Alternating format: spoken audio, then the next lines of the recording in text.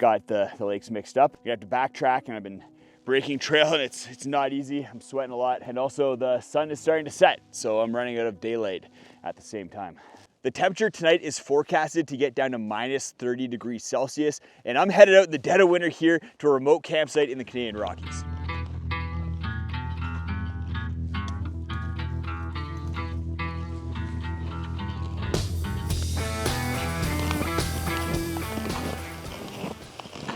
This is an important trip for me because I'm testing out a bunch of new gear and systems in advance of a 4-day winter camping ski traverse that I'm doing next week. I'm a little nervous for that trip because I'm going with 2 guys who are very experienced winter campers.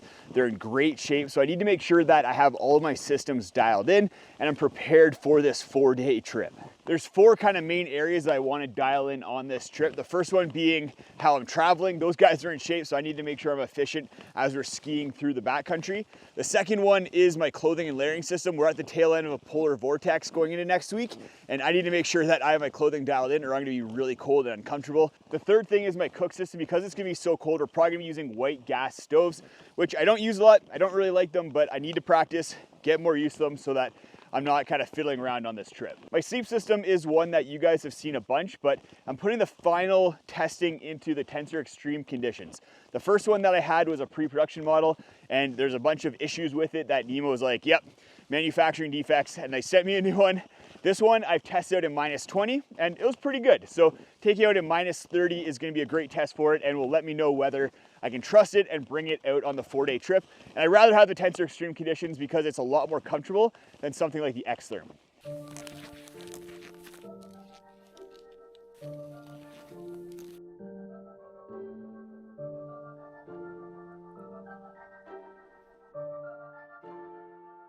I get this comment all the time, but for those of you wondering, yes, I am using 2 poles. I just have one that I attach my camera to the top of and use that as a tripod. So I am using 2 poles on this trip, and I will be using 2 poles on the 4-day trip.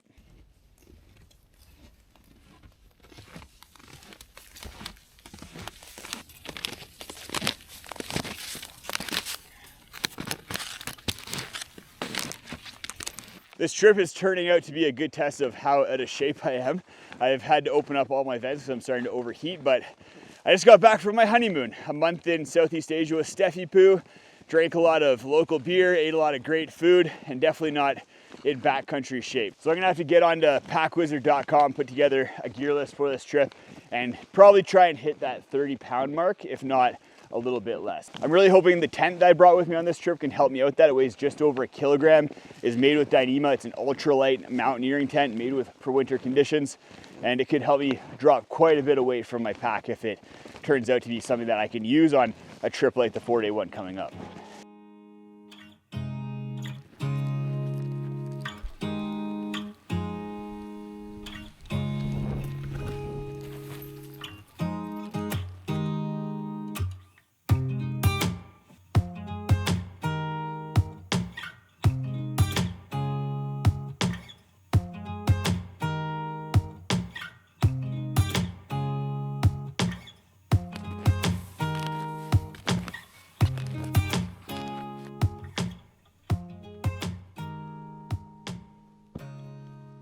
I'm about halfway to camp and starting to get into a little bit higher elevation, so you can see a lot more snow here. I love these kind of trees that are just covered in snow. It's so beautiful.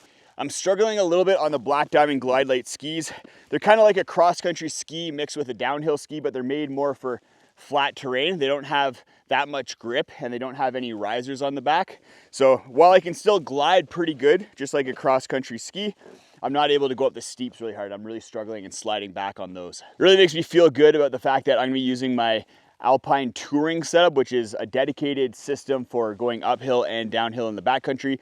It has a removable skin on the bottom of a very long, very wide ski. And those skins are super grippy, but then you can also go downhill really, really nice. It's a system that I use for a lot of my backcountry touring day trips, as well as the 3-day trip that Kane and I did last year.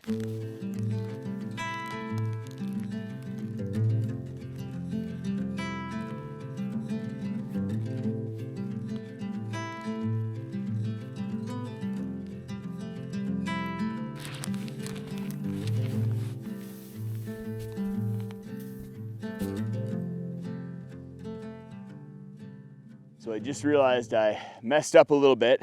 I'm heading to an area called Twin Lakes in Banff National Park, and I got the lakes mixed up.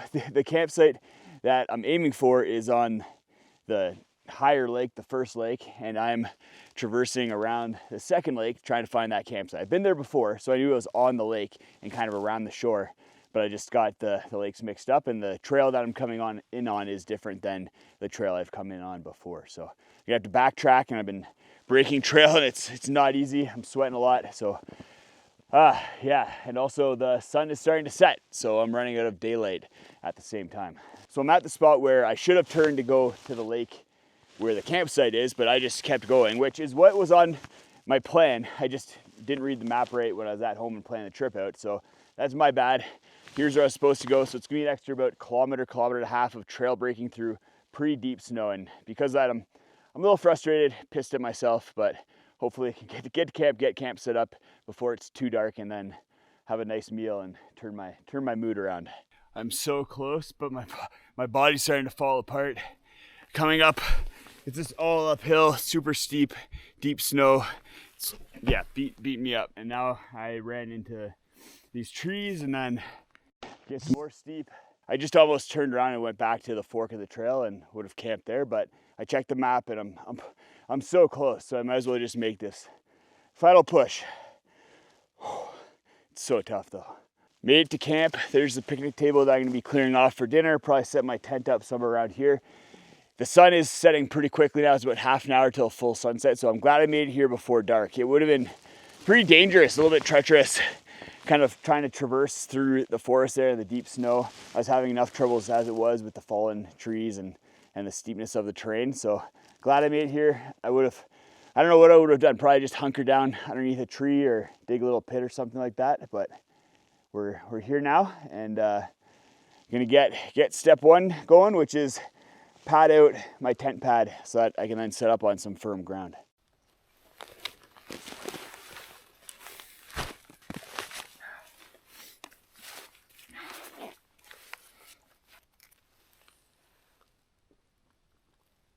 Pretty deep right here, but step two, I'm gonna use my snowclaw shovel, go clear off that picnic table and just kind of stomp out a little bit of pathway system. Yeah, then after about 15-20 minutes, that should be nice and solidified in order to get the tent set up. Probably gonna be doing that in the dark, and probably gonna have to wait till tomorrow morning to give you a really good tour of the tent as well as my sleep system.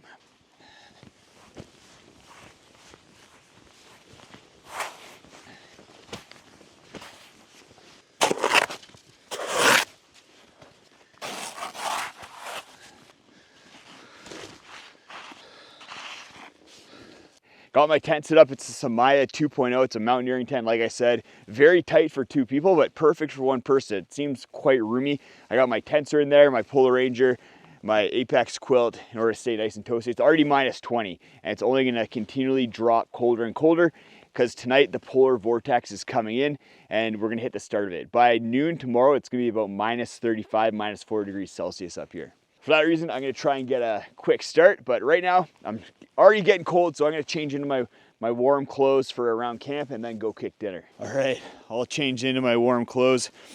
Even though it's minus 20, I'm starting to warm up, which is nice because I was getting a little bit of a chill there because of how sweaty I got. But time to get some water boiling so that I can eat dinner. So like I said, I'm gonna be using a white gas stove on this trip. I haven't used a white gas stove in probably a year, maybe more. I don't know. I avoid them like pretty aggressively because of how annoying I find them. But hopefully I remember how to use them because they're a little bit finicky. You got to get the order right for everything.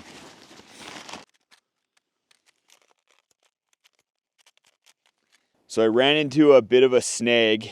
You saw I was struggling to get the stove lit, and I think it's because when I switched the stove over from canister to white gas mode, I assembled it incorrectly. There's a piece in here that's supposed to, I think, be in the opposite orientation. I tried to get it off in order to switch it, but I wasn't able to. I didn't bring any tools with me, which is stupid, very stupid, especially for where I am and the way that I got here using those skis. I should have had my repair kit. So yeah, again, frustrated with myself. I have about a liter of water in this Nalgene right here. So that's all I have for the next 24 hours, not 24 hours, probably about like 12 to 16 hours. Yeah, it's crazy. At least it's going to be quick to get out of here because it's all downhill and I've already broken the trail, but it would have been nice to have a hot meal, and it would have been nice to be able to have some more water. At this rate, I'm going to definitely be hydrated as I roll into my car. Yeah. At least I'm doing it on this trip and not on the 4-day trip. So I guess that's the whole point of what I'm doing here. But again, just frustrating, and yeah, lessons learned. And hopefully you guys are learning too, and don't make the same mistakes that I'm making on this trip. I'm gonna eat some Welch's fruit snacks and have a bar for dinner. Pretty marginal dinner, and then gonna get in bed and listen to some podcasts and just kind of chill and have a good night's sleep, hopefully. Tomorrow morning, I'll let you guys know how the Tensor Extreme performed on this kind of final test to see whether I bring it on the 4-day trip, as well as how I like the Samaya tent, because it has a lot going for it, but it also has some limitations, which hopefully aren't deal breakers, because I do really like it as a concept for a tent, especially for that 4-day trip. But time will tell, and we'll have to kind of put it through its paces on this trip. Good morning. I slept in until 8:30 a.m. And before I share with you guys my thoughts on the tent as well as the Tensor Extreme, because the Tensor Extreme got a very good test last night. The overnight lows were down to about -30 at 4 or 5 a.m.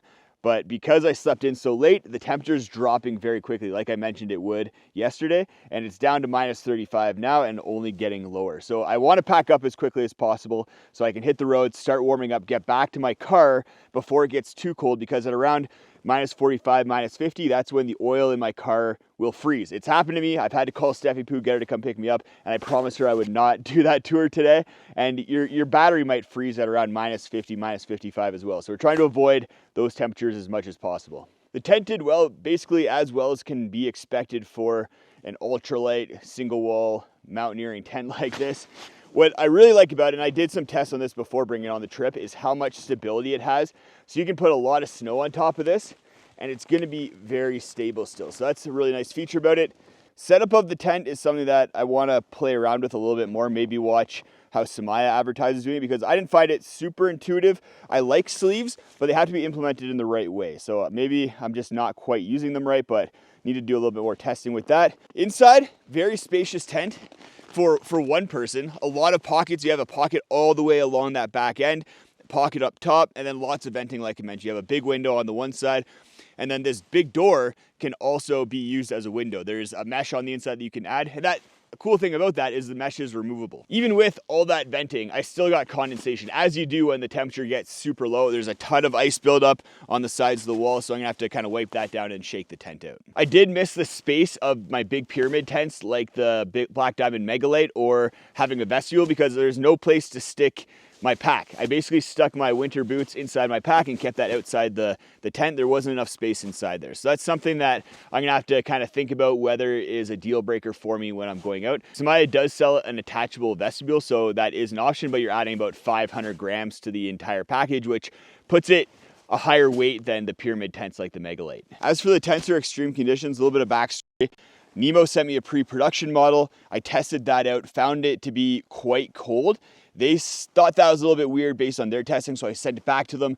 They did some more testing, cut it open, and determined that there's manufacturing defects, and that basically all of the Mylar film, which provides the insulation, was falling to the bottom of the pad and being effectively useless. So they sent me a new pad. This is a production model, and I've had it out on a few trips so far where it performed in relatively cold temperatures between -10 and -20 degrees Celsius, but this is the first time I've had it out basically in true winter conditions where I'm on a ton of snow and temperatures are getting down to -30 degrees Celsius, -35 degrees Celsius. Last night when I first got on the pad, I was a little bit worried because I was feeling a lot of cold coming up through it.